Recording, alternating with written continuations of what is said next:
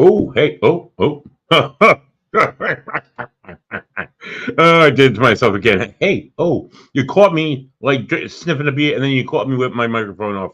Welcome to another riveting edition of The Ghost and the Goat. I am your host, Buddy Thayer. Welcome, Paranormal Investigator.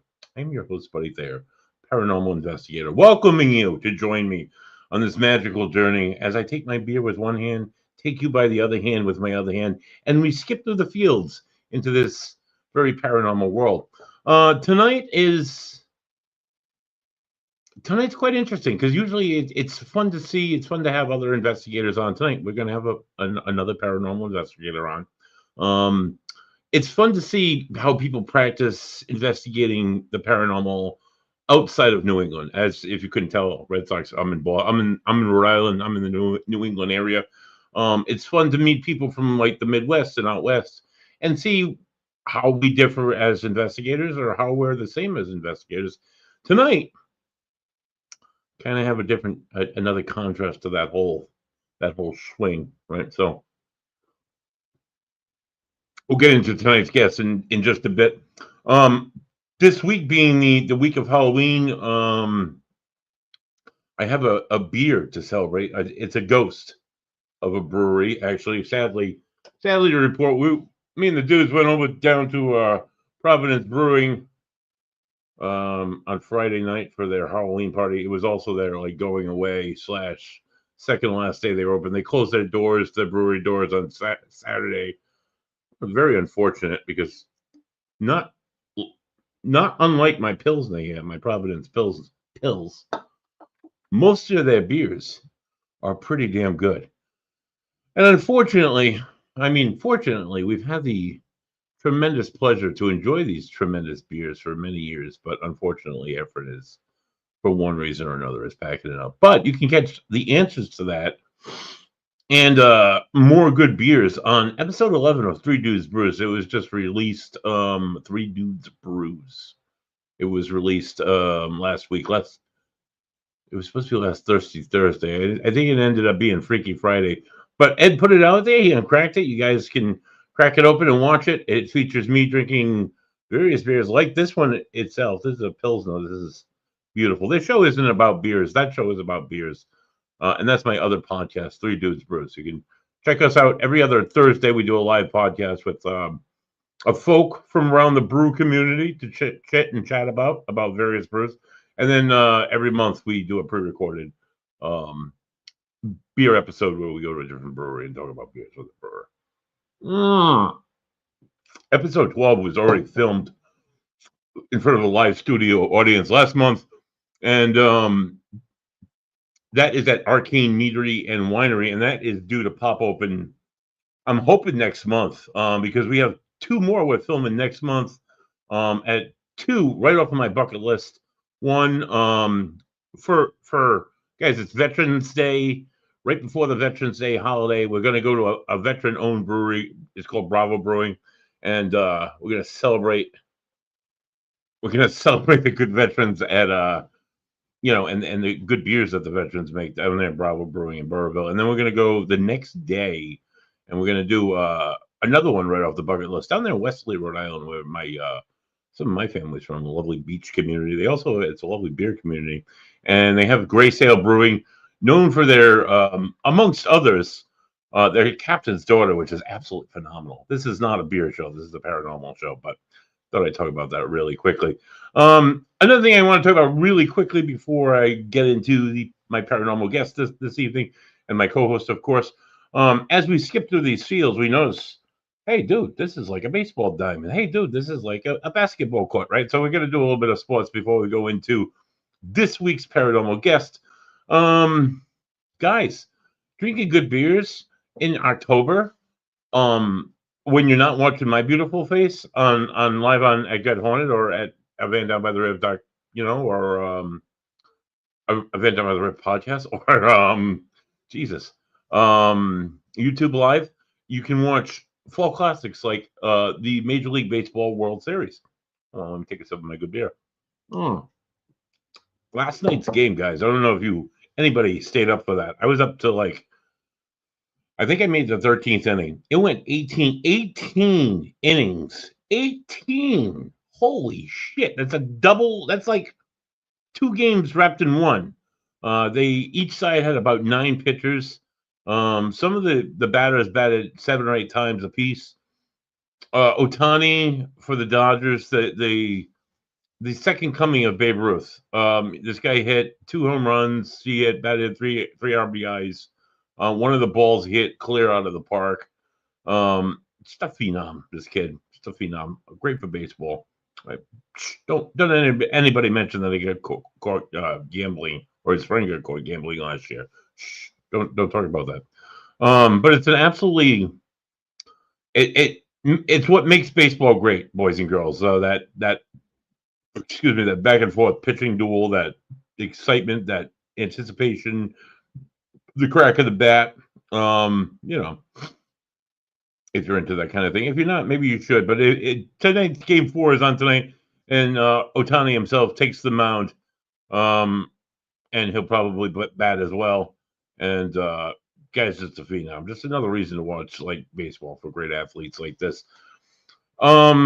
Speaking of great athletes, the Boston Celtics are 1-3, missing their MVP star Jason Tatum, who's they're talking might come back in January, but yeah, they didn't. I don't know.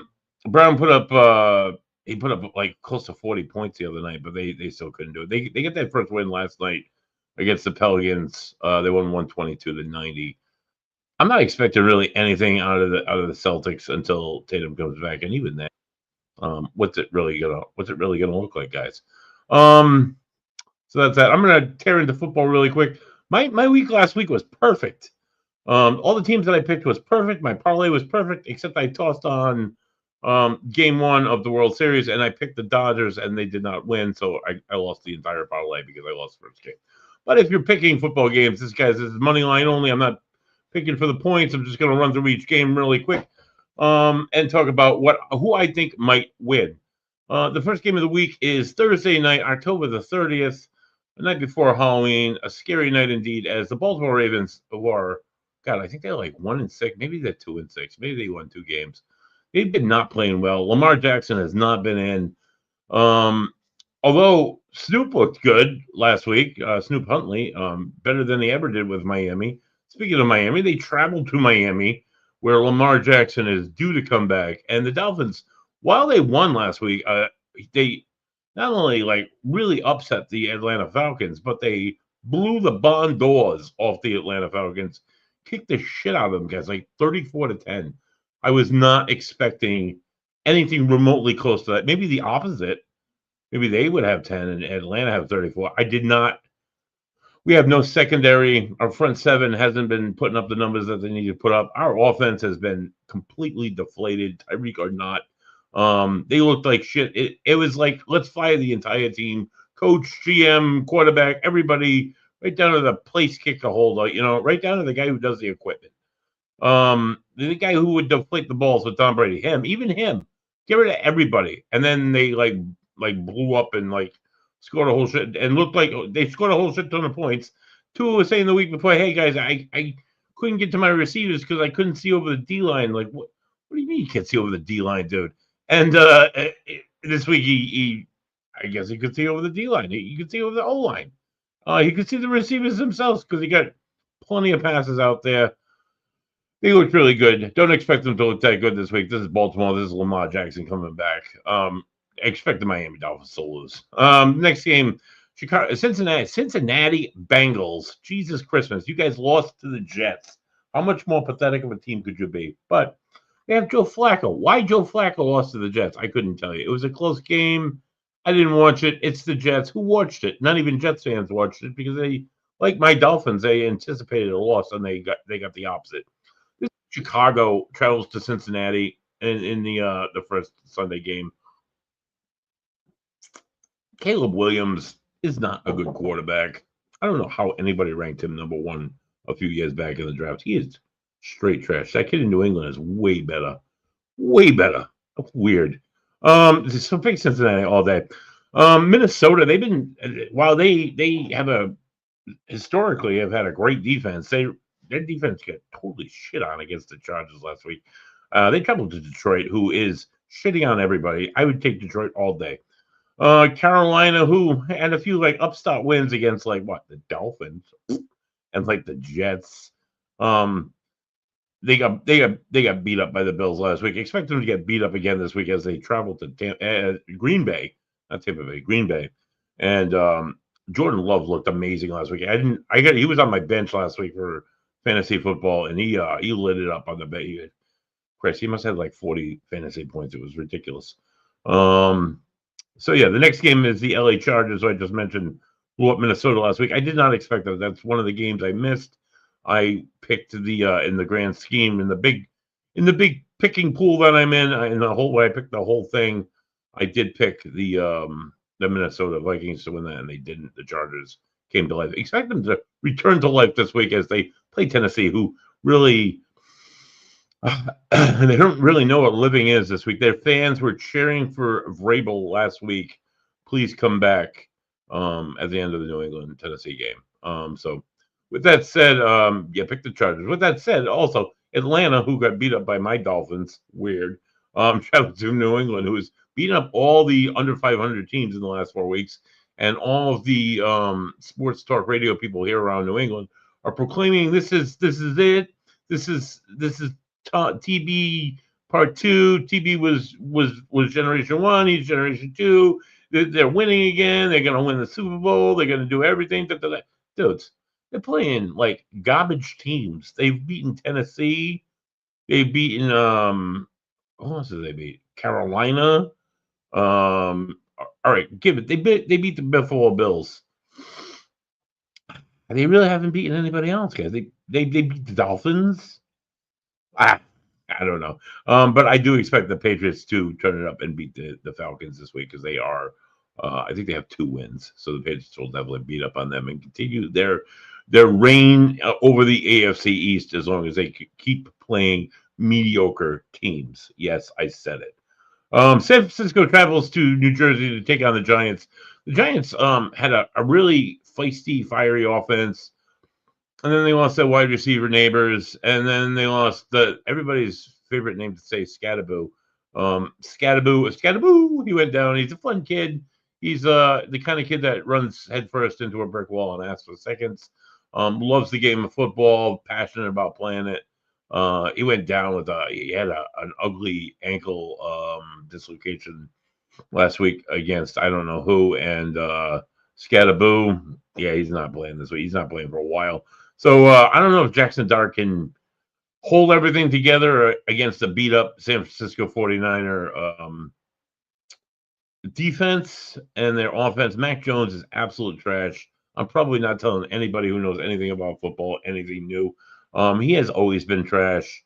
He gets lucky with San Francisco because they have a bomb team built around him, but he's garbage. I'm going to pick the Giants in this one, guys. I think the Giants just shit on Mac Jones.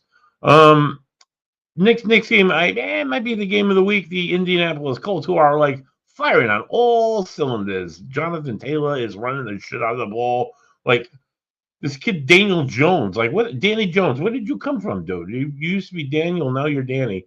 You sucked when you played in New Jersey, and now you don't suck. Your team is.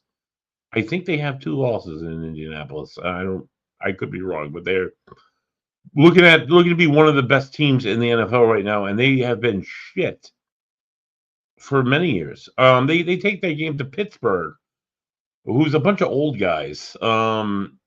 Their defense is good on paper, but they're all old, and they've been showing their age recently, as they haven't been able to keep up with more explosive offenses. Aaron Rodgers, while some weeks he shows like Green Bay Aaron Rodgers, and other weeks he shows like New York Jets Aaron Rodgers. I don't know what we're going to get week to week. He's having a better year by far than he had last year. I'm going to go with the Colts in this one to not upset. I think they're actually favored, but just to make Aaron Rodgers cry a little bit harder Sunday afternoon. Okay, next game. This is going to be a good one too. The Denver Broncos.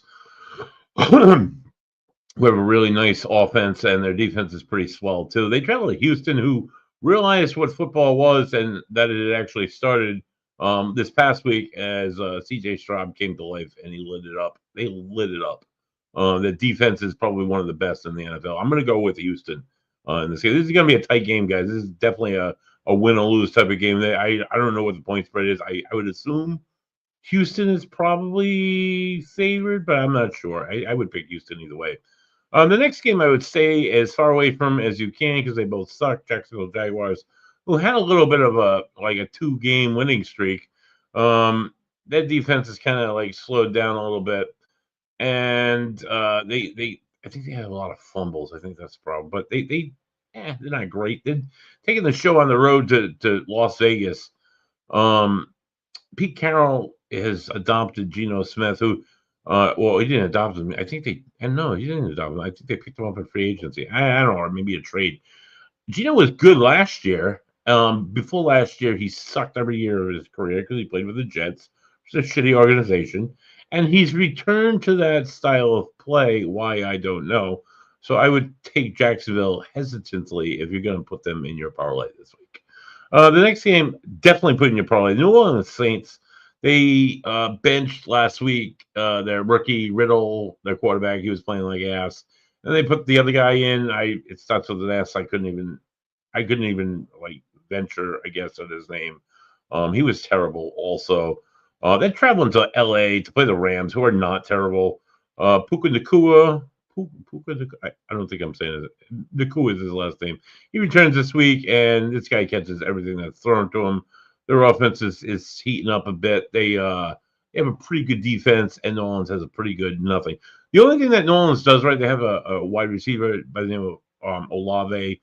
I have him on my fantasy bench. They throw to him a lot, which is great because I get a ton of points for him. But other than that, New Orleans is so don't pick the Saints. All right, this game is probably going to be the game of the week. Kansas City Chiefs, who have started to return to previous form. They got Rashid Rice back. They got a few people on defense back. They've been starting to win a few games now and look like the Kansas City of old. They traveled to Buffalo to take on the Bills. Both teams have been like getting beat up by shitty teams. Like I said, the Patriots beat the Bills a few weeks back. I don't know if Buffalo really had everything going for them. Last week, Buffalo lit it up against Carolina. Well, it's Carolina. They got 40 points. Josh Allen is still a good candidate for the MVP, although so is the other guy there, Kermit the Frog, Kansas City Chiefs. Uh, and Travis Kelce, Patrick Mahomes. Both teams are looking for a win, are hungry for wins. Buffalo is second place to the New England Patriots. Guys, you had 5 good years without Brady. You could have dominated. You did. You were in first place, but all you could do was dominate the AFC East. What the hell, guys? You could have won one if you didn't choke your chances away, like you normally do in Buffalo. I would pick in this game. Oh God, I'm gonna pick Buffalo. I'm gonna just say Buffalo. I'm saying Buffalo's not. Yeah, I'm gonna say Buffalo's not gonna choke. It's probably gonna be tight. It's probably gonna be maybe even a low scoring game. But I don't know. I'm just saying. I'm gonna say Buffalo. The next game, Seattle. And this is another tough game for me to pick. Seattle Seahawks travel to Washington.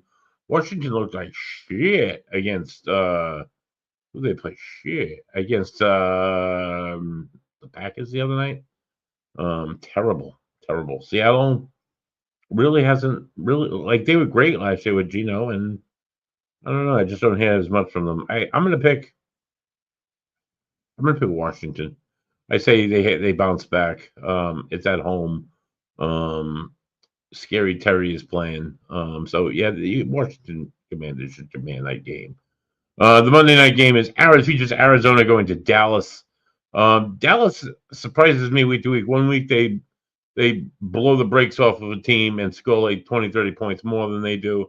Another week they get defeated by a team that they should beat.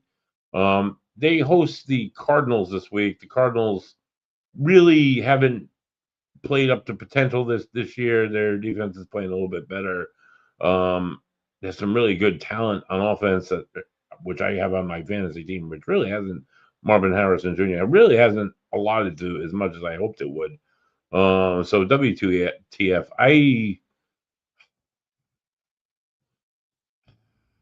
I think the Cowboys are going to win. I got this feeling deep inside, and that's what I'm thinking. All right, guys. So those are my picks. Those are what I'm thinking for next week in football. It's probably going to continue to be an abysmal season for me. While my team got one win, I do not expect them to win very many more, as the schedule will just get progressively harder from here on in. Um, so I'm gonna take that time and I'm gonna go ahead and flip the switch, guys. The Dodger and Blue Jay game is about to start, and I'll watch that as soon as the show is done, I'm sure. But tonight, joining us, it's a very special pleasure. First, I have my co-host. She's another very special pleasure. She's a paranormal survivor. She's a paranormal investigator. She's a producer herself. Please welcome to the show, Jai. Jai, how you doing? I'm doing great. How are you? I'm pretty good. I'm pretty good. I took the day out of work today, so I had a little time to catch up on some stuff, some things. Not a whole lot, but did some things. You know, Sounds good. minutely productive. A better day at home than being at work for sure any day. Certainly. Um, yeah, that's always nice. Work makes me crazy some days. So tonight's guest. She has been investigating for over 17 years and is a well-respected member of the paranormal community. She's a founding member of the Jamaica Inn Paranormal team, running their paranormal events, TV, and private hire. Plus, is their historian. She has a passion for history, which she uses to research the venues we advise as the paranormal consultant business. She also gives regular talks at conferences across the UK. That's right, I said the UK. Her presentations cover various topics from heritage locations to history and the paranormal. She also advises Visit Somerset members as a paranormal consultant and has helped venues successfully establish as additional revenue stream. She has worked on several television documentaries, including acting as assistant producer on My Ghostly Footsteps, and is currently working on season 2 of the Supernatural UK show on YouTube as a producer alongside well-known documentarian creator, documentary creator. Jesus, I'm all over the place. John Shackleton. She is a regular contributor on to the BBC Radio Bristol, providing locals with information on what is happening around the area in the paranormal in the local area. Please welcome to the show, Karin Beasant. Yeah, I'm Hello. sorry. Hi, how Hello. you No doing, one Karen? says the name right, don't worry. I butcher everybody's name, Karen. Everybody. How do you pronounce the name, please? Well, I think it's got a French undertones. We say Besant, but the way it's Oh, spelled is Besant.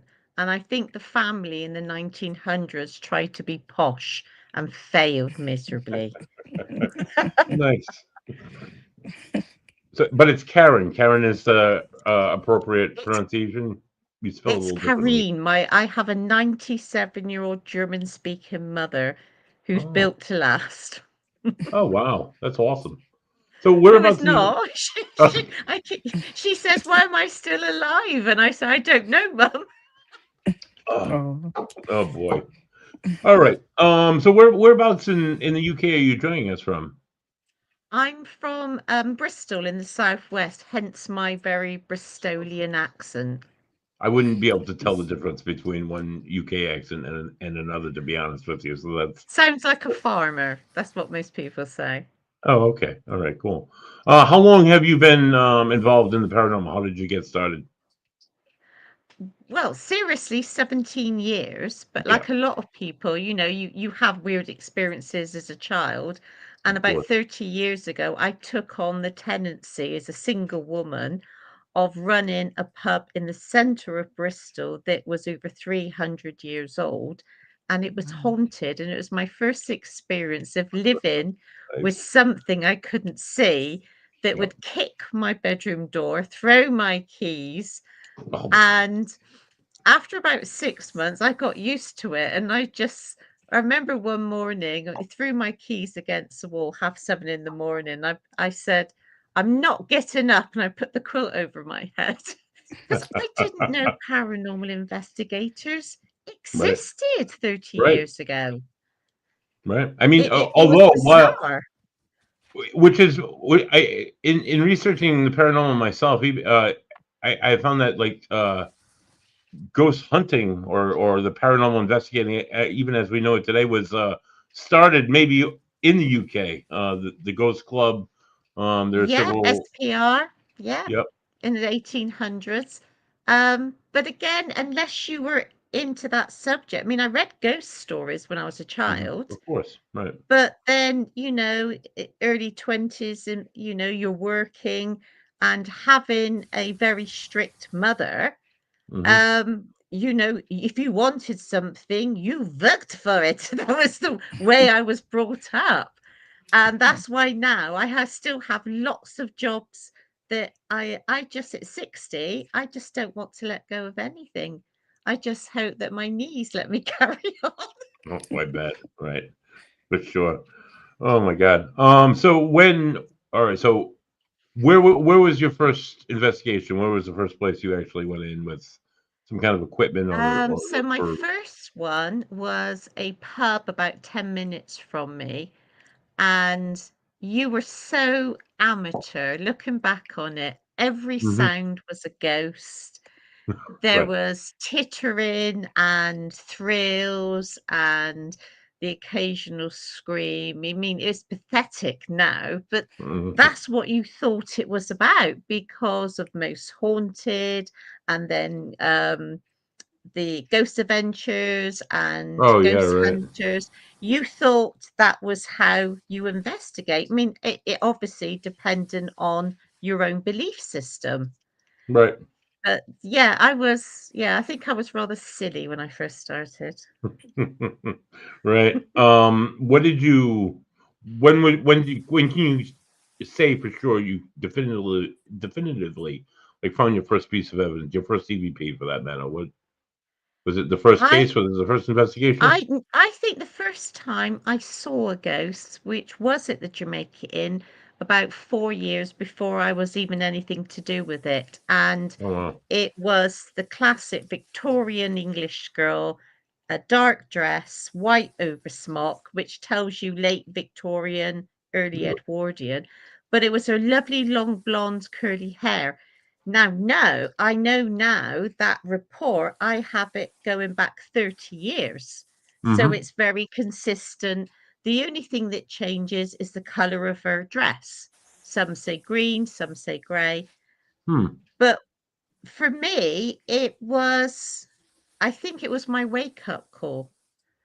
And to have Mm-hmm. an experience where you're like a fish in the tank, you just Yeah. and it changes you, and then you have this thirst to do much more and to find out things. So I joined a circle. I tried to be all spiritual, and I was the psychic as a brick.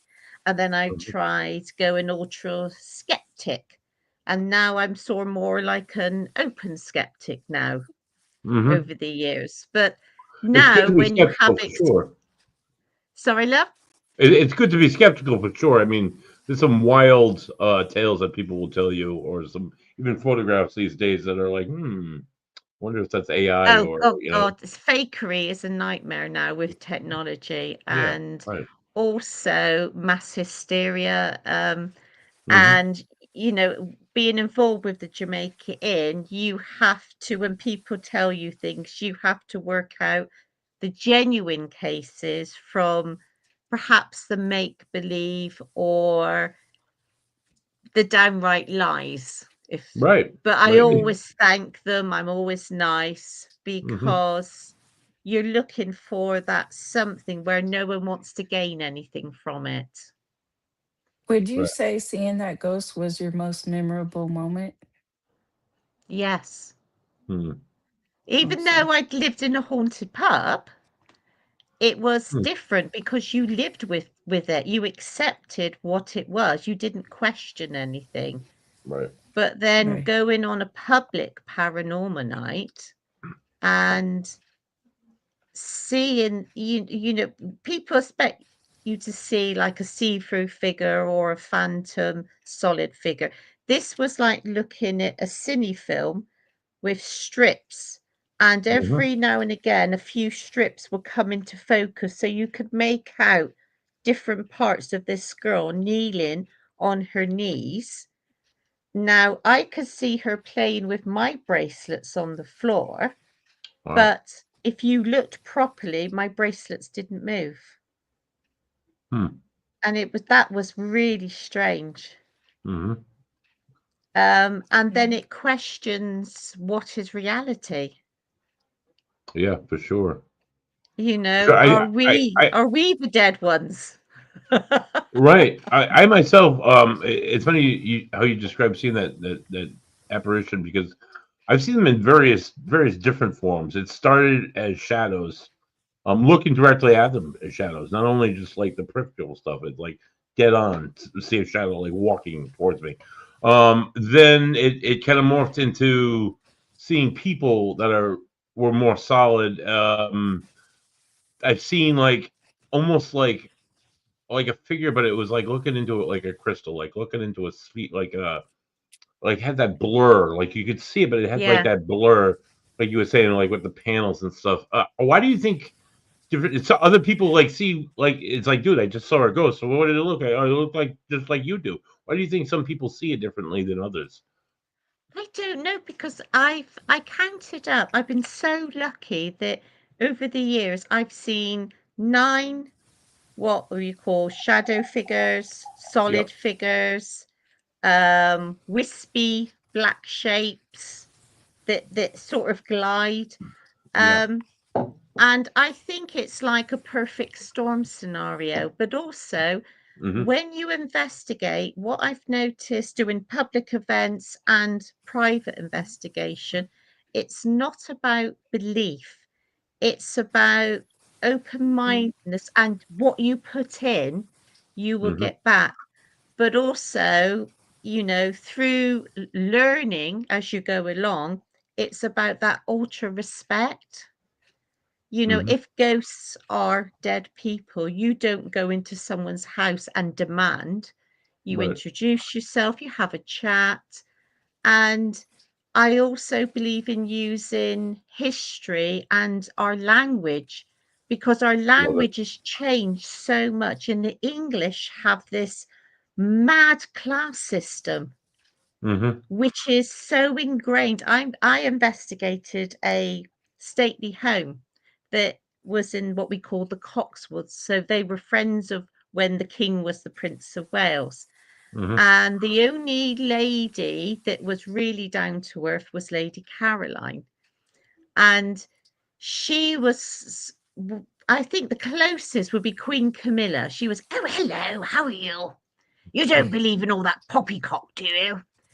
But they let us have access to these amazing rooms. The Cromwell room, there's a lock of Charles I's hair, and we just Wow. had the trust to go around these rooms on our own. Wow. And I would never have called her Caroline. I always called her Lady Caroline, because Yeah. it's built hmm into you from a child. Though my Yeah. mother Right. says, I don't know why you do this. We didn't bow down to people from where I was from. Yeah. Well, Right. there's nothing wrong with respect. So the socioeconomic class system in Britain goes into play, and the history goes into play, which it does here in the States as well. I'm a Yeah. super history dork.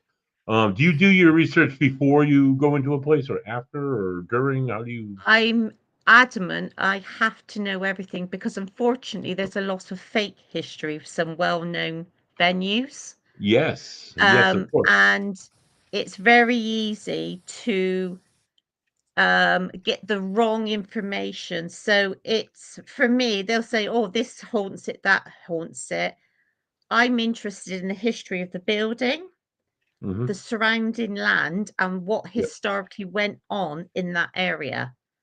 So if I investigate a building, say that's 600 years old, you Jesus. have the War of the Roses, you have the Reformation, Yep. you have a massive divide between Catholics and Protestants, the Yep. Civil War.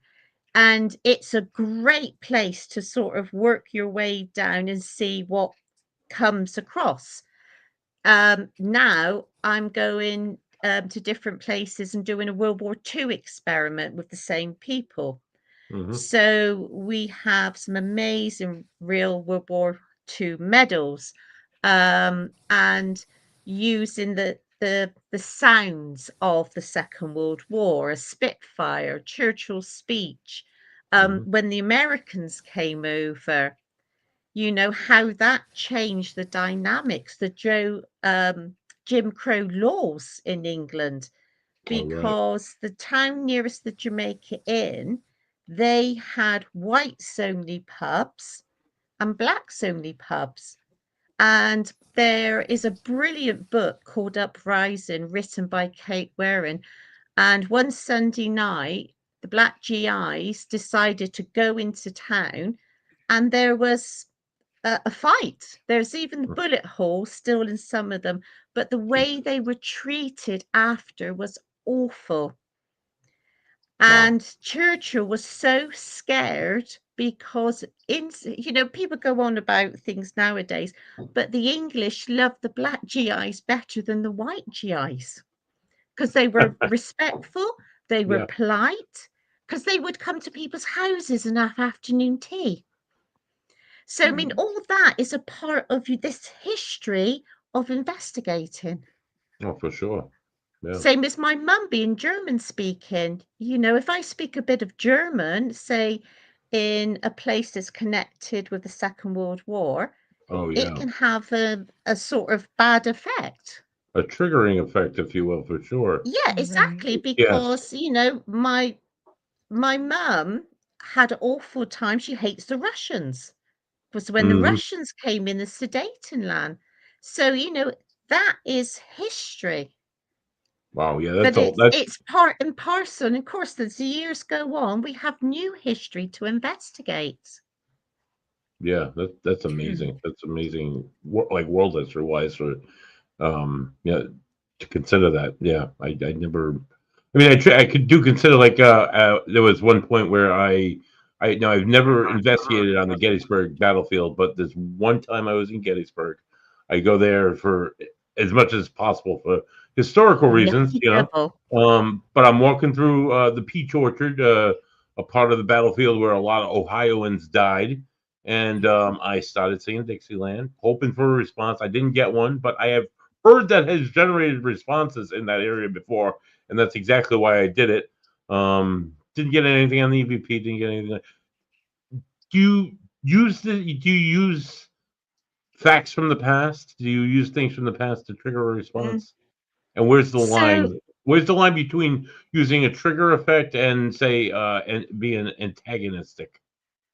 so I wouldn't be antagonistic. I would try to have a cause and effect. Okay. So the perfect thing I would do is the English Civil War.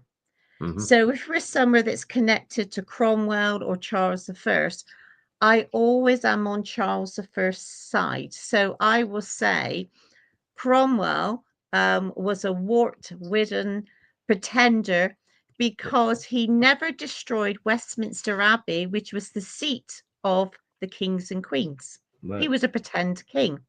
So if you have, say, a ghost that's a Puritan, they wouldn't like that. And I did have an EVP from a place years ago. I can't remember what it said, but I was said, for king anointed by God and no other. And Hmm. how dare you on the 30th of January chop off the head of a sovereign? You know, so I'm being from that point, and there was an EVP of a man, it was an insult, I can't remember because it was years ago, Hmm. but it was really raspy and it was sort of, how dare you? And I thought, that must be from that time period. You struck a nerve for sure in somebody. Yeah. That's yeah. Exactly. And, you know, my heritage, I'm a mixture of so much. I call myself a mongrel. Hmm. So I can go down lots of routes. For sure. Yeah. What's your most favorite place to investigate? Well, Jamaica Inn, because I've been there 11 years in February. The Mhm. second one is this beautiful place near Stroud called Woodchester Mansion. I don't know if you've heard of it. It's an Yes. empty, half finished. I've done that Oh, about 30 times. That wow. place is weird. And it's Really. brilliant for the World War II because of the American soldiers were there. Mhm. And one day we dressed up in real Second World War uniforms. We did a giant Singapore experiment. We had the men smoking fake cigarettes with Mhm. Glenn Miller playing, Nice. and there were some dressed as RAF and playing cards, and it was Mhm. magical. There were some really weird things happen. So you're just trying to go back to a particular night in time, and it does seem to have a cause and effect. That But sounds. some of my friends who dressed up look so handsome in these real uniforms. Yeah. Wow. You could imagine what they looked like during that Hmm. time period. Oh, for sure. Yeah. I was on investigation in this old mill in Rhode Island, and the mill it one time was owned by a general during the Civil War, and I don't for one reason or another there ended up being POW war camp. I never was able to trace why they were there or why they worked at this mill, but they carved their name um, into this wood block, this wood support in the mill, and they put it was Virginia 20th Infantry. They carved that and they carved their name. You can look them up. I've seen their names. I've seen their names on the roll call. I can tell you what battles they served in. I just don't know why they ended up in Rhode Island. But it's so cool to have that connection to history. Your Oh, connection to history is so much more tremendous than mine. We can only go back like 300 years here. You say 600. Holy shit, that's the tip of the well, iceberg. there's so much. But for me, my fascination in America is the Civil War. Oh yeah, I love the Civil War history. Mm. Because there's such a divide with everything, Mm-hmm. and the passion of those ordinary men fighting for what they believed in, Mm-hmm. whether you consider it right or wrong, it's a tremendous part of history. Most of them Mhm. And were volunteers too. That's the a lot of them were ah, volunteers. It's very, they very much so.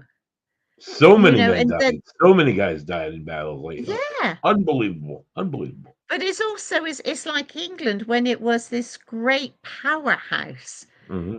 During George III, he lost the colonies, he lost America, you know, but we were fighting the French, we were fighting everyone. You guys are all And over the that place. is a Yeah. brilliant point of history because of the smuggling, because Mm-hmm. of the high taxes, and that had a cause and effect. Oh, And, for sure. like I said, I had a pub 30 years ago, and we all had things go through my pub. Clothing. I had a lovely Irish con man who used to get my Chanel for me. And Nice. then you would go to a local pub and everyone would have new trainers all off the back of a lorry. So this cottage industry has gone on for hundreds of years from the local inns. Yeah. Yeah, Wow. they like those were like travel spots, right? They were along the pike that people would stop and yeah, it's amazing. So all sorts of energy has passed through like this material, like this wood or this like the foundation that has held the building together. Or so much energy has passed through there in probably like 800 to 1,000 years. It's absolutely amazing, you Exactly. know. And, for what we all do, to hire a castle, a manor, and to have it to yourself, but also the trust that's given to you when you're given Yeah. the keys. I think it's better than going on holiday.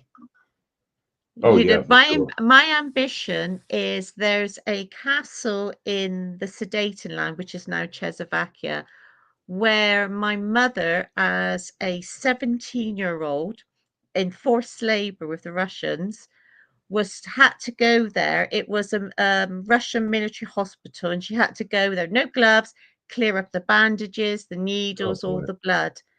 Yeah. And I would love just to walk those corridors and Hmm. walk in their footsteps and imagine what her life was like. And you imagine the history that maybe even a ghost or two from that time period. Oh, for sure. But and all you that. also have that living history still Mhm. there. Mhm. Yeah, that's Our incredible. ancestors. Mhm. For all we know, nothing could be haunted, and it could be all our ancestors playing pranks on us. Right. Maybe. Never know. You never, you really don't know for sure. I've Right. gone Yeah, into people's houses and like, yes, I've been able to capture evidence. I couldn't tell them who it was. They're like, "Do you have a medium?" I'm like, "I have a medium." I brought in a medium, and she described this woman's like grandmother like vividly. And then she described the wow. Native American gentleman who was walking back and forth in the hallway, who was like a local who was on the land hundreds of years before. And that honestly, this is this part of Rhode Island called Cranston. We have it's like a variant of the Narragansett tribe, which is the main tribe here in Rhode Island, or was for hundreds of years. And you can definitely like see where they they used the rock for soapstone. It was soapstone, so it was easily malleable, and there was a water source, and it's just insane how like how far back you can go Oh, spiritually. How I long they mean, like you say, how you've long got they that hang on native for, honestly. Indian Yeah. aspect to it. And, the meditation that they knew so much Mhm. of the land, of things that we don't know about, that perhaps because we all lead busy lives. Mhm. I never believed in entities, gnomes, pixies, all this. I'm going down that route now, Right. especially with some of the filming, to Mhm. see if I can make sense, because I saw, I sound so embarrassing, a little creature. Was it Good Friday morning? My husband had taken the dogs out, and we occasionally get mice because we're right on the edge of Bristol. Yep. And I looked over, and there was this, like a rat, no tail, walking on his hind legs, walking Oh my past. And I'm like, goodness. am I imagining this? So I went to a wonderful lady called Kate Ray, who's an expert in all this. And she said, oh, no, no, that's quite common. So are there Hmm. things that we don't see? So now I want to go down that rabbit hole and see, can I believe this? Can I experience it? Mhm. Right. So So it just is that makes it exciting. Bigfoot? They say Bigfoot here in America is like almost like an elemental, is more of Yeah. a spiritual entity. You think these things are spiritual entities? These like cryptos, these cryptids, if you will. Yeah. It like I said, when people say paranormal, there's so much to it. And I Yes. think for how long I got left doing this, I want to dip my toe everywhere. Yeah. Try Right. everything, see everything for sure. Yeah. Yeah. Yeah, because we're lucky. There's a load of us that privately investigate, and from Mhm. mediums to total skeptics, and we all get on, we debate, but we don't fall out. And Mhm. we'll try each other's experiments. I don't believe in the Ouija board, but I'll sit and do a Ouija board and have great fun with it. Never have. I never have. Have you had any I experiences with the Ouija? Yeah, yeah, but again, subconsciously, Mhm. we move it. Because if you blindfold everyone, it wouldn't work. Mhm. Yeah, that's true. But there is a wonderful experiment that I call it the Kim Morgan experiment. And this is brilliant because it has you scratching your head. So you get 4 people on the board, you get it going, talking to Joe Bloggs the ghost, and you get a pack of Zena cards. Mhm. So I like using picture cards, like going back in time, but Zena cards are fine. You put one of each down the side, and then someone has to go either in the next room or out the way, and they have the equivalent, and they put their hands behind their back because they must never look at the cards, shuffle them, hold one out behind them. Mhm. First time I did that, we did it 6 times. 5 out of 6, the so say ghost moved the glass to the right sign. Oh wow. That shouldn't happen. Right. Never heard of that. So That's if good. the person who's holding the cards, if they were looking, perhaps you could say it's like an ESP. Right. I can't explain that. I've done it 3 times in 15 years where it's worked, so it's such a tiny percentage. Mm-hmm. Now, is that a ghost? I don't think so, but what is communicating subconsciously with us all Right. to make it happen? That they have another experiment with I've seen here in the States where somebody's blindfolded and is sitting like their sensory is completely deprived and they're sitting alone in a room by themselves. They're with somebody else and they're saying words and the person is like writing them down. And then there's a bunch of other people in another room. The people in that room are saying like specific words to see if that person can pick up telepathy Yeah, wise. Or is it a ghost telling them? I don't know, but I've seen it done once. Um, I don't know. I haven't. I need to see it done again. I guess I'm just not sure if I. we were filming in a privately owned castle last year near where I live called Walton Castle. And it was originally a folly, and she spent a lot of money doing up the turrets and everything. And we were in turret 8, and there were 5 of us sat round the table, you know, with the crew and everything. Mm-hmm. And there's one chap called, a lovely chap called Kev Kerr. We call him Mr. Skeptic. I've known him for years. Yep. So I said, "You call out." I said, "Let's do a séance." And he was like, "Oh, God." I said, "Come on." So we had our hands on the table so no one could be accused of doing anything. And we started hearing it wasn't a tap, it was like a scratchy sound in the wood, tap. And he had 20 minutes of the most intelligent conversation Hmm. with 2 clear taps for yes, 1 for no. We were taking our hands up, we were looking underneath. It was amazing. Then we went back a few months later. I hired it privately and we had it again, but this time it was more subtle and it was knocks, Mm-hmm. not that scratchy knock. It was fascinating because the table was what do you call it? MDF, that compressed fake wood. Oh, okay, yeah. Um, Particle board. but yeah, we Yeah. were all sat round there going, because the chances of that happening, and again, trusting the people you're with is the Right. biggest thing. For sure. No one clicking bones in their feet or anything like that. Right. I've had that happen once. We were investigating the same mill that those guys carved the names of the Civil War. I had a member that was part of my team, and she started dating a new guy, and the new guy wanted to see what she was doing and wanted to come out with. Like, all right, that's cool. Just no whispering, no none of the obvious shit. Like, don't play with your cell phone while you're using like the K2 or like just be courteous. Don't be an asshole. Da, da, da, da, da. So we went through the whole rigmarole, the whole investigation, and we broke off into teams, all that stuff. We getting together, we do the review, and I had one guy Kevin. He must have literally he brought like 52 recorders. He recorded everything, which is awesome. We had cameras everywhere. It was wired cameras, but they were everywhere. We had different angles. We had wireless cameras also set up in different areas. So the place was covered better than I've ever covered anywhere ever. And about 2 months after the investigation, we're at a review meeting, and this guy Kevin, he's like, "Hey, I gotta show you guys something."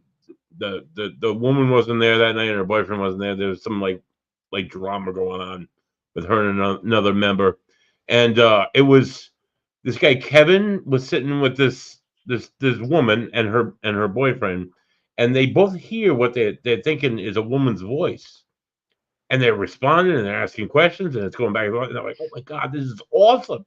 And they're like, we're listening to it on like audio. It's like, wow, this is amazing. This is great.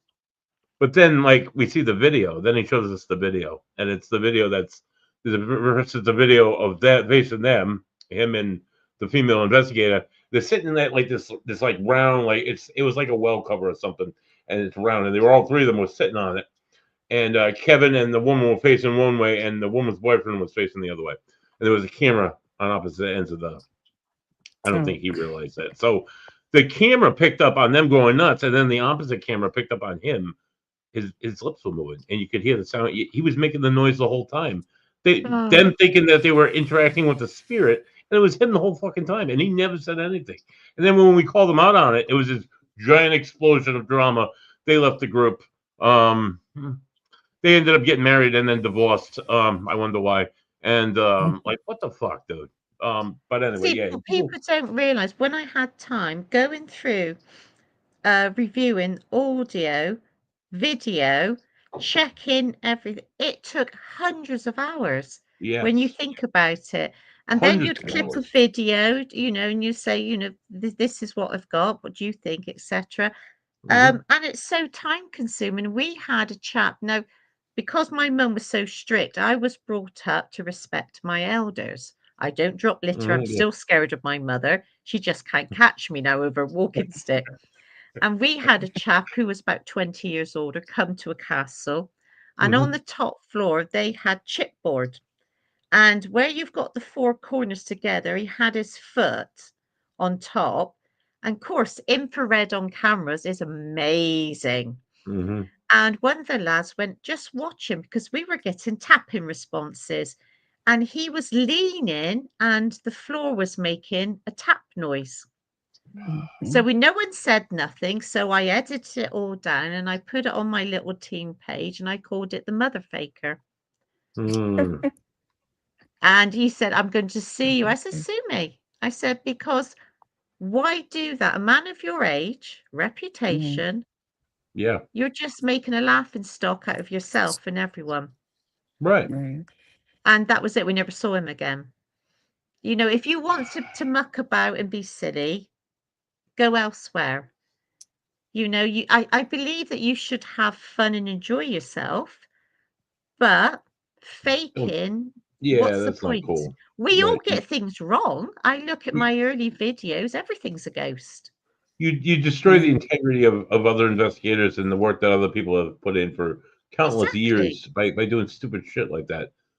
We Exactly. have here in Rhode Island. I won't mention names and I won't speak ill of it because whatever, because he's kind of a friend. But we have a guy here who he's a paranormal investigator and he's aligned with other paranormal investigators, and he had this like him and his girlfriend had this like I don't want to say gimmick. I never really saw it done, and I kind of always wanted to see it for myself, just to see. But everybody called them fakes, and they were like called out by everybody on YouTube, and it was they stuck by that story, but it was like a clicking sound. And anybody who knows the story could or knows the situation, you can click your toes like that, you crack your toes, and make that very same sound. And people would ask him to take his shoe off.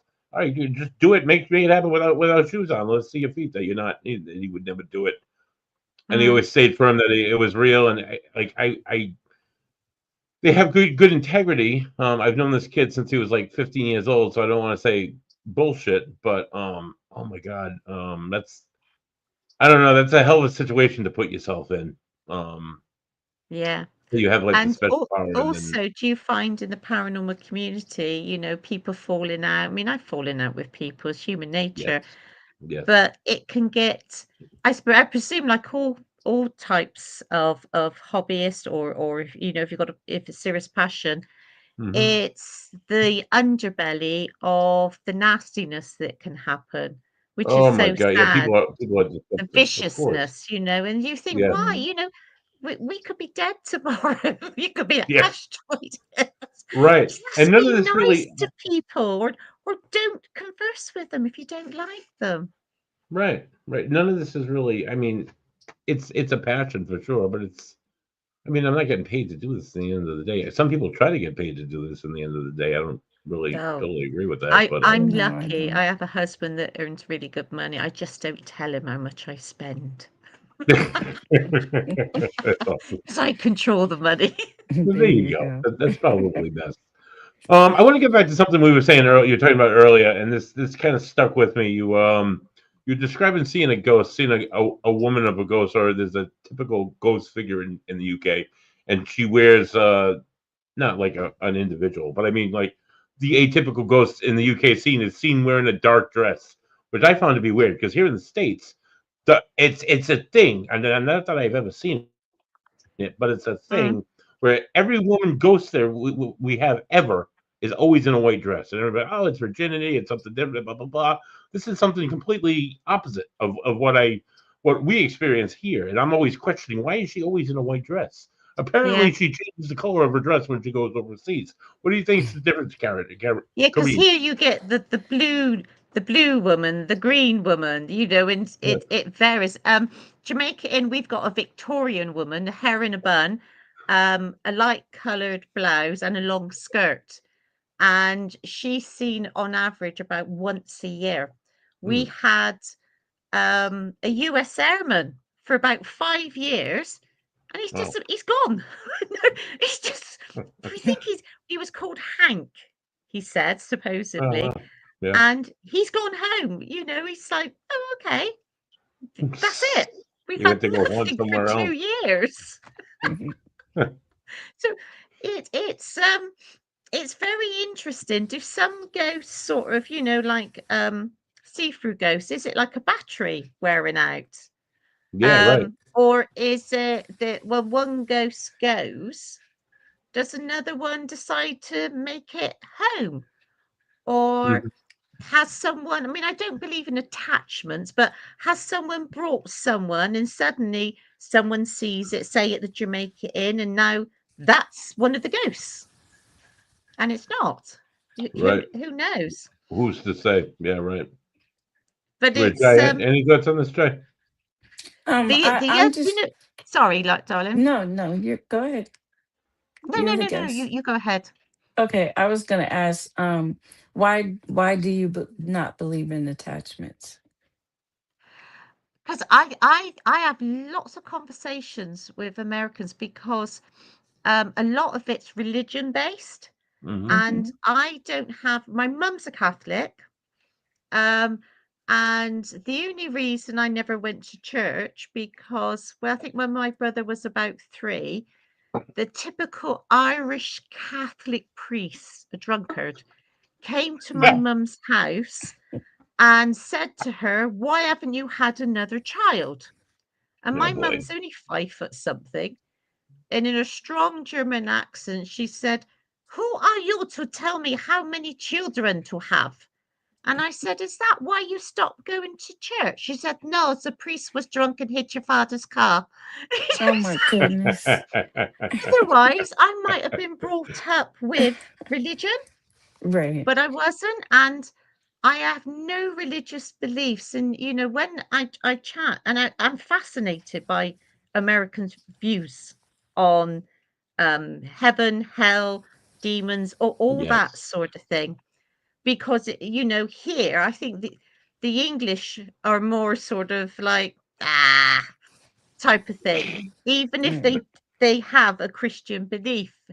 Um, but with me, I wonder because I don't believe in it, is that why it hasn't happened? Am I close to it? Hmm. Subconsciously. I don't know.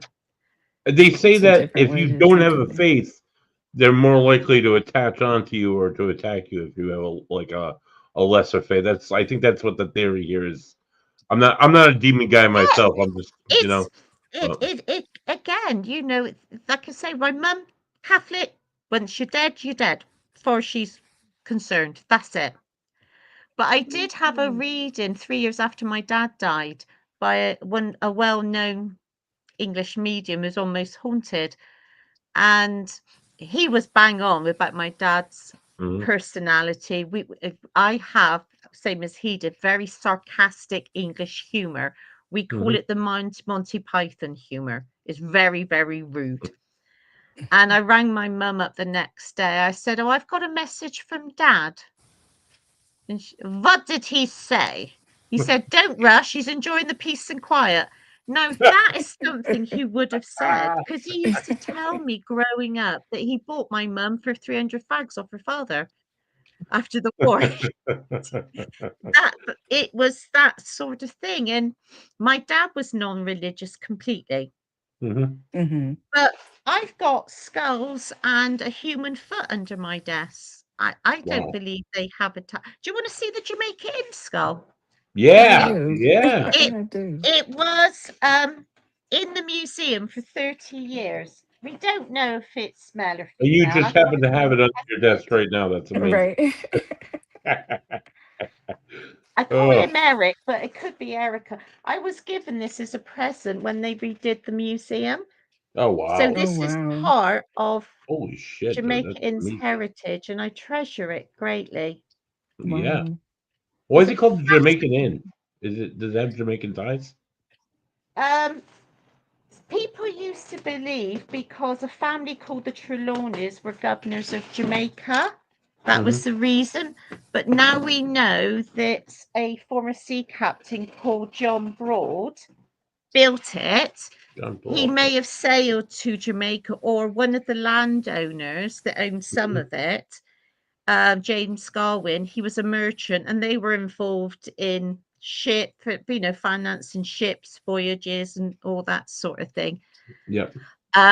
But James Broad was a merchant sailor, so he just sailed goods. We think he went to Constantinople, so we Hmm. don't know much about him, but we think he may haunt the place because he built it from scratch as a Oh legacy wow. for his children, not knowing that within 15, 17 years, all three of them would be dead. So sad. Oh, Wow.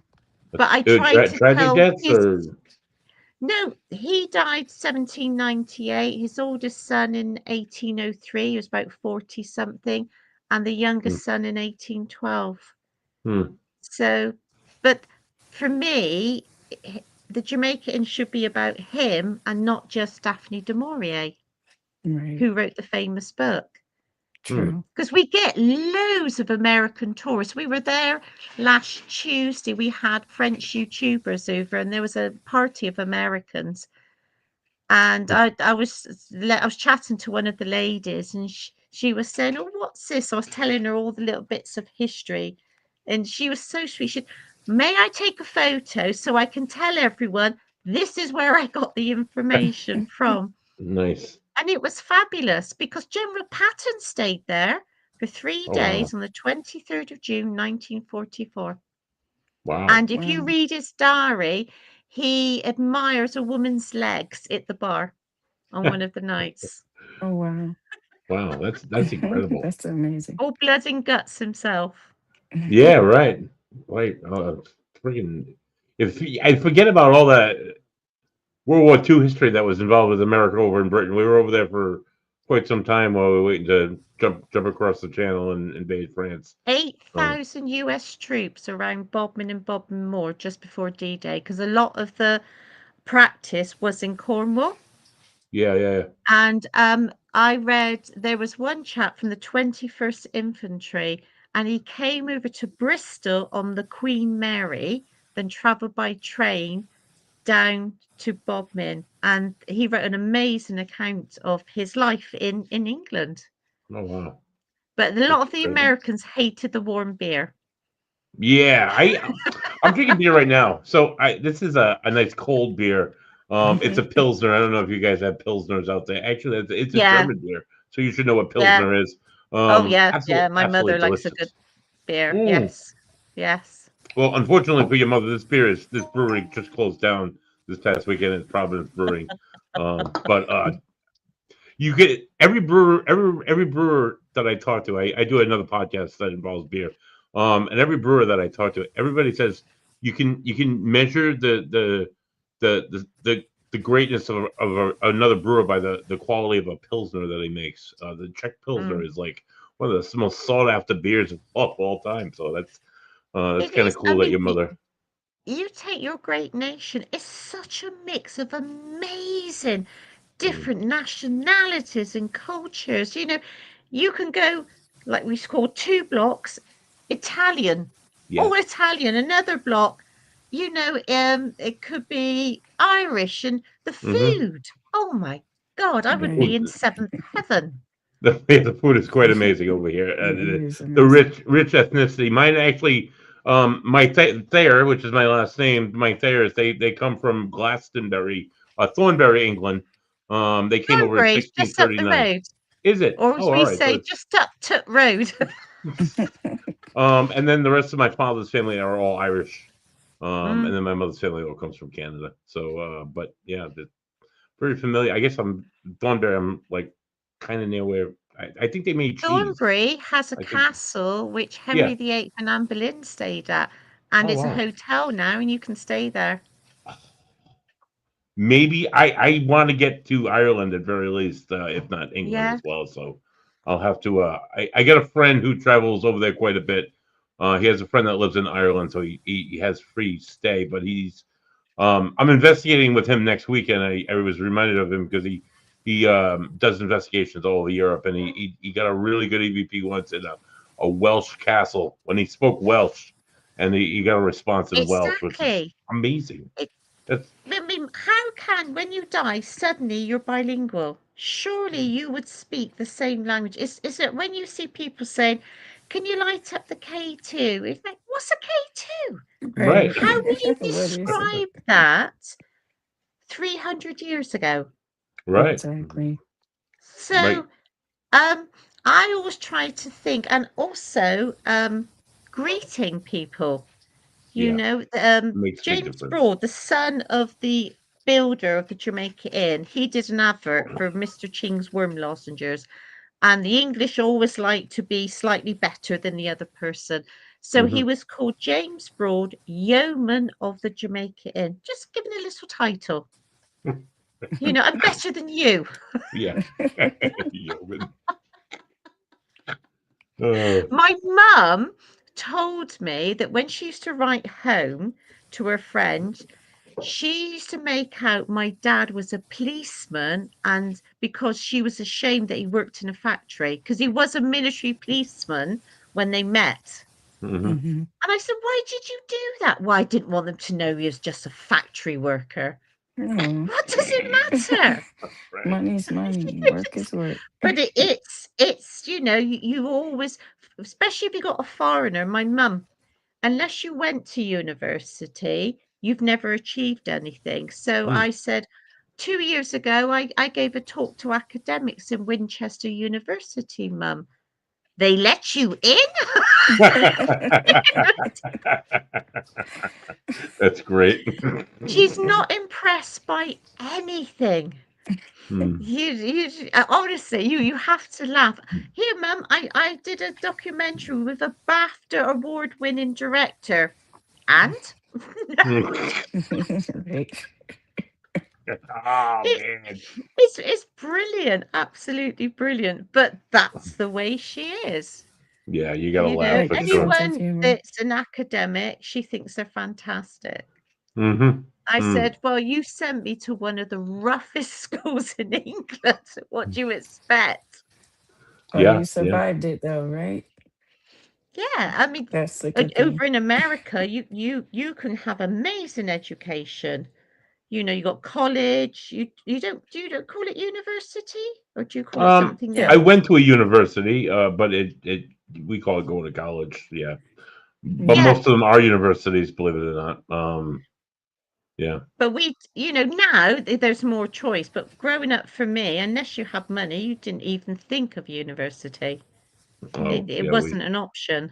We have a lovely 17 straight federal student working. loans are one. Yeah. The honestly, the only thing that enabled me to go to school is making it like doing the financial aid with the financial aid council on the phone was like never easier. I'm like, okay, and what do I just like? It's like you won't have to pay until you graduate college. I'm like, okay, what if I go to onto my master's degree, which I'm in now? Like, Mm, well, then I'll just hold off until you're done with that. I'm like, what if I Right. keep going? And they're like, oh, wow. sure. So Right. my goal is So to my stay at mum would school love him forever. because he's educated. That's right. Educated. Somewhat. I'm in psychology. Not everybody considers that. I don't know. It kind of is a. It's a thing for sure. Some of the I older I people don't consider it a thing, but I didn't I care for love how easy psychology. it is, and we say this to people, how easy it is to prime people subconsciously, and they don't know they're being primed. hmm Right. yeah. It's fascinating. I did an example once before haunted dolls became the thing. I was given, he's up in my wardrobe, a male doll called Vernon. So I said to this couple at Jamaica Inn, So my impact statement, the first sentence, this is Vernon, a haunted doll. My second sentence, there is no such things as haunted dolls, but I want you to do an EVP session. The woman lasted 2 minutes Really? because all she heard was the first sentence. All right. So they came out into the corridor. They were in one of the haunted rooms, room 3. And I said, it's not haunted. I said, I told you it's haunted. Then I said there was no such thing, but it gave you the creeps because I've implanted that in your mind. Mm-hmm. Right. And they still had the EVP audio going. And when I listened back, we had a man's voice in the corridor as well that wasn't her husband's. I thought, Oh, typical. that's great. Wow. That was Nice. amazing. So, when you do investigate, Corinne, and you go into anywhere, whether you've been there before or not, what's your technique? What's your method that you go to? What's your first? How do you try and communicate Well, with them? it depends on who I'm with, because we're all different privately. We hire places and go away for weekends, could be a medieval manor and things like that. Okay. I mean, that's great because if you're staying there, there's no worry about driving along, long drive home Sure. after you've been investigating.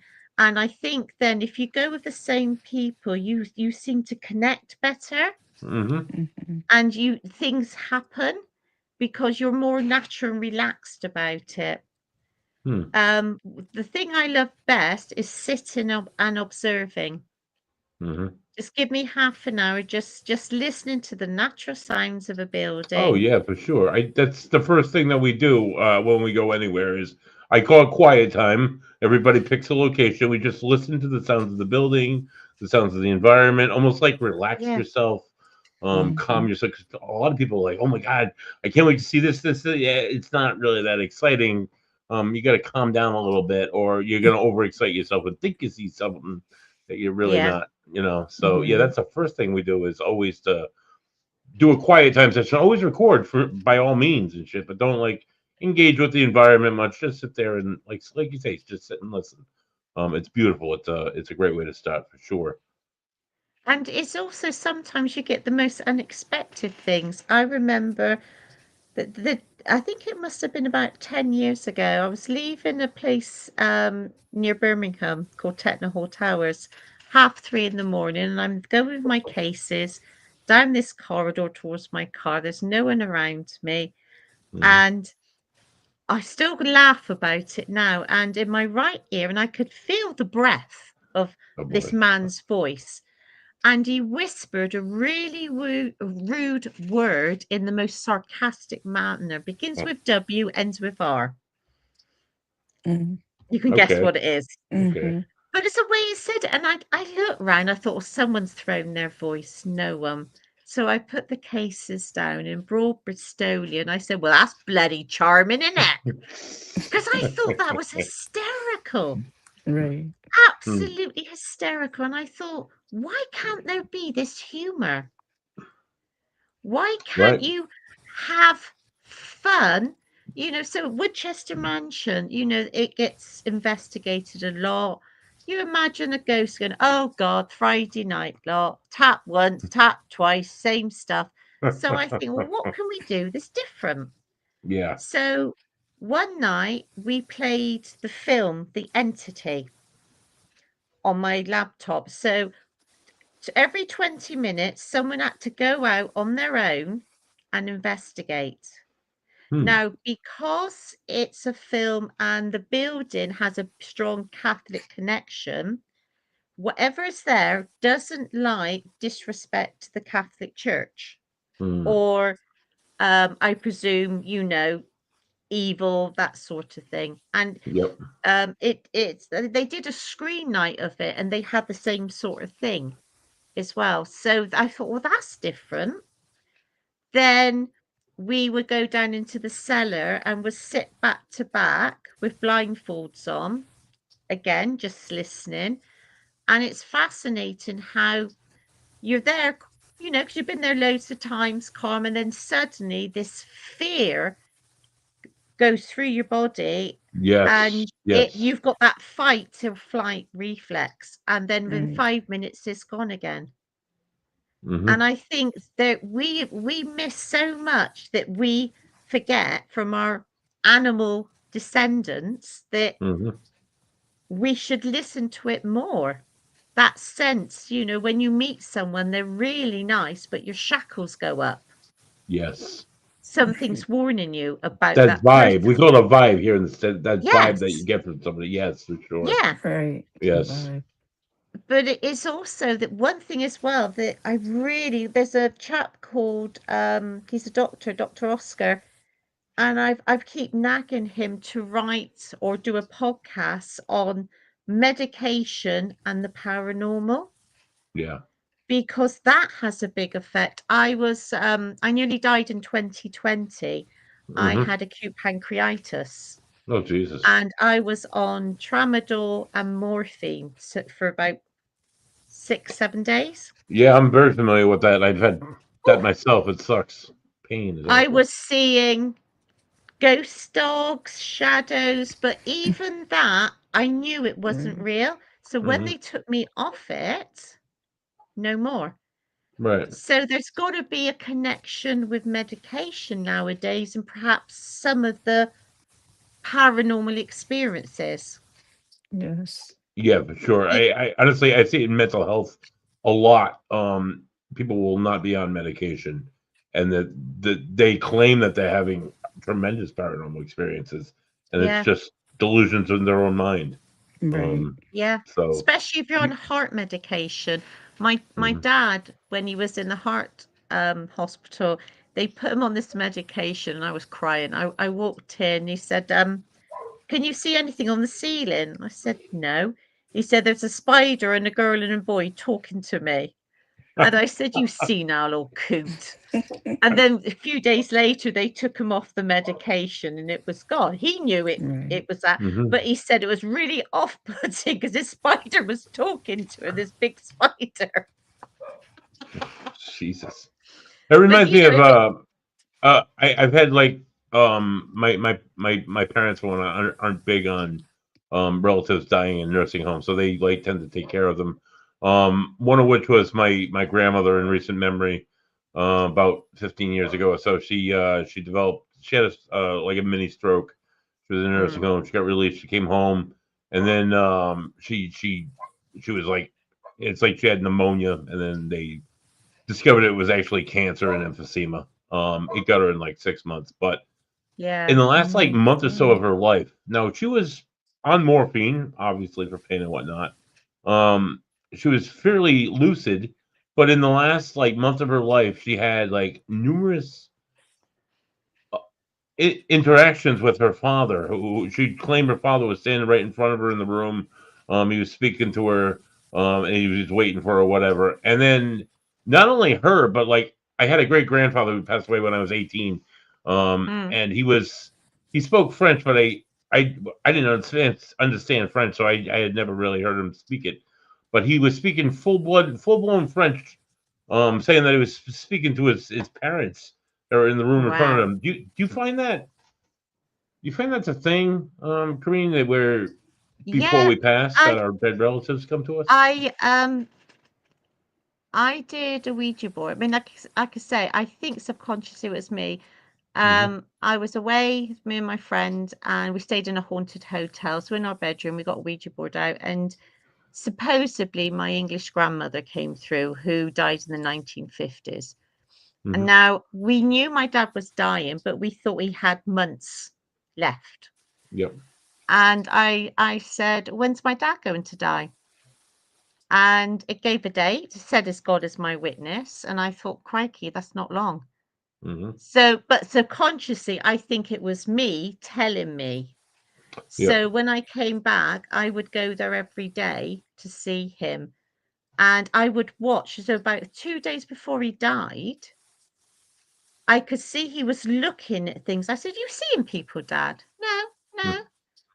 But something told me that he was aware of Yeah. something. So Sunday, the 4th of December, my mum rang me at 9:30. She said that your father won't get out of bed, and I was there like a shot. So his aorta, that he'd had one repaired, but the second one was swelling up and it burst, and he didn't even know he'd gone. So I was lucky to be there. So I think something, whether it's a ghost or whether it's something in the ether, told me to spend those 2 weeks, and the message was out by I think about 7 days. Wow. So I am grateful Yeah. for that board, regardless of whether it's true or not, because I was a daddy's girl and it was my first major death, and the grief was horrendous, absolutely horrendous. 3 years before, but like an idiot, I would sit in my bedroom with gizmos going, Dad, Dad.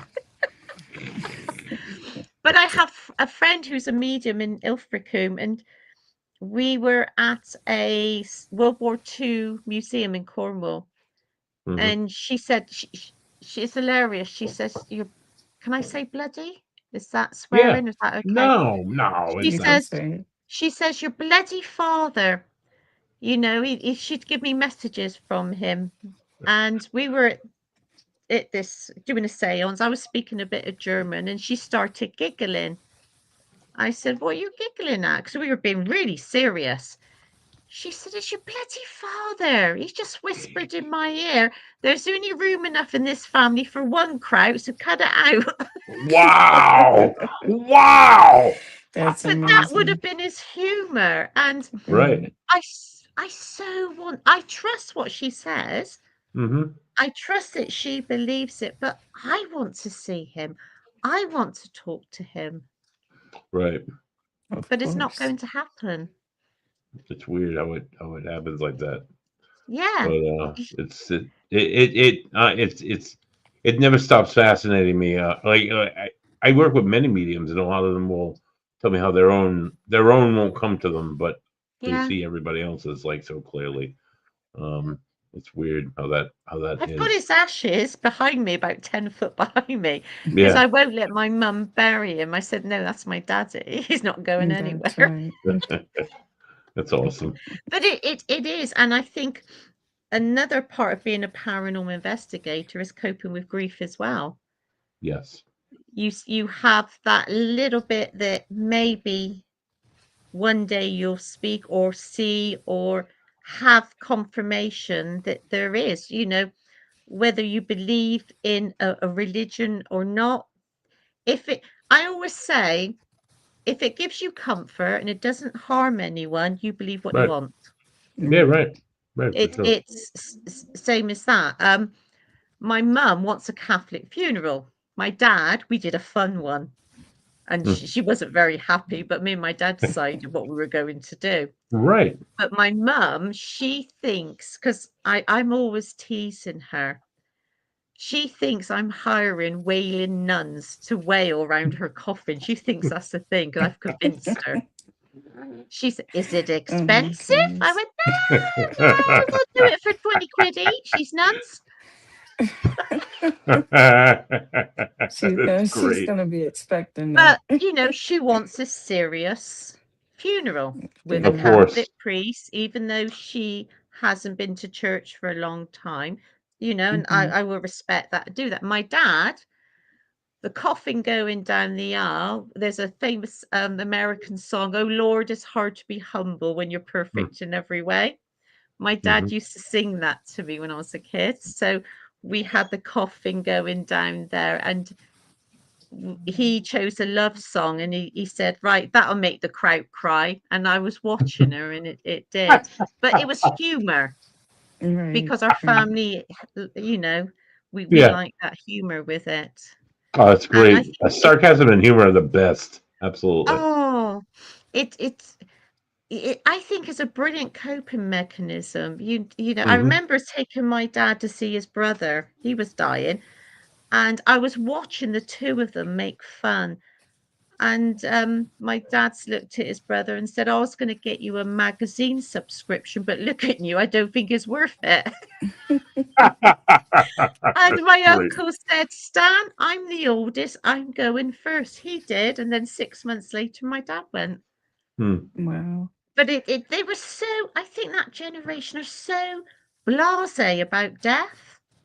Yeah. Well, when Yeah. it comes, we're not worried. Right. Is what it is. Right. Yeah. And I think That's that's awesome. amazing. That's a great way to. That's a great perspective to have on it all, for sure. Because it's certainly it's less easy on the living that get left behind. It's always it's Yeah. trying for us to try and deal with it, but at least it's Yeah. easy for them A for sure. parent's is awful, but to lose a child, I couldn't imagine how you could live after that. That would be horrendous. I had an aunt who lost a child. I couldn't imagine what she went through. I mean, he Mm, wasn't a great person, but I still 23 years old, and there's a whole person, a whole personality. Um, put all your love and faith and hope into that, and then they pass away. Yeah, it's absolutely. I can't And then imagine. it's not ethical to say, let's try and talk to him, because that's not the thing to do. Right. Oh It's God, too no. soon, too much, and it doesn't seem right. Right. Right. So it's a hard thing. Where do you draw the line where it's acceptable to talk to the dead? It is. It is. Yeah. You kind of gotta it judge it by the individual person. Like my aunt wasn't at all receptive to something like that. But me, on the other hand, I lost my wife 6 years ago, and as a grieving husband, nothing has been so tremendous than getting these like little signs and getting these little messages from my wife. These Oh, most that's intimate. lovely. How like a medium will tell me intimate like stories or intimate like Mm, facts about her. Like how the hell do you know that shit? It tells me, if anything, that not only is there life after death, but she's openly communicating with me from the other side. So that's honestly that's the only way I think I've made it through so mm, gracefully as I have in 6 years. So yeah, they're out there, guys. They're look for those signs. They might be very small, very mm. tiny, but they definitely leave us stuff. They definitely leave us messages. It's like Whew. I say, it's a passion and obsession and a Yeah, joy all in one, what we all yeah, for do. sure. And may it never end, or until one day when you die is either yes or nothing. Nothing Right. at all. I think it's yes. I honestly I kind of have to at this point, I think. When my wife first passed away, people in the group asked me if I was gonna continue or if it'd be too much. I'm like, I don't I honestly she pushed me into it. She wanted me to Mm, do it because of my experiences I was having, and I think she would haunt me more if I stopped. So I have it's so freaking cool too. I mean, everything that I've experienced in Christ, almost 2 decades of investigating now, whether I'm investigating or just on my own somewhere doing something, and I have an experience. The experiences are second to none. So the mm. EVPs is second to none.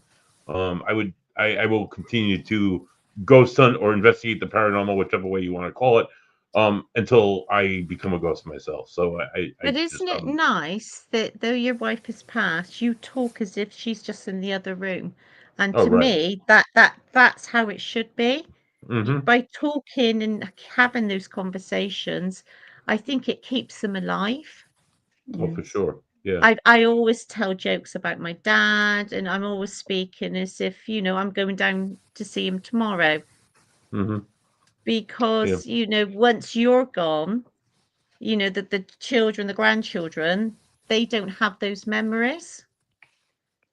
So it's nice to true, remember right. So them, they all the stupid things we did together. Metal detecting.